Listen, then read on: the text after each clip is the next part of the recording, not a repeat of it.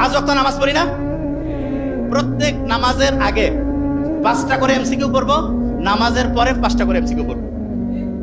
প্রত্যেক নামাজের আগে উজু করে কয়টা এমসিকিউ পড়বো, নামাজের পরে কয়টা করবো?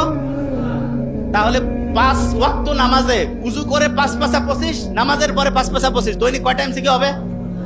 কয়টা? 50। হাত নামাই। 1 মাসে কয়টা হবে? 1 মাসে 1500। 1 বছরে খুব কঠিন হয়ে গেল। 18,000। কত? ঢাকা ইউনিভার্সিটির পরীক্ষায় যদি 12 থেকে 14,000 এমসিকিউ কারো মাথায় থাকে, সে নিশ্চিত করে চান্স পাবে, নিশ্চিত।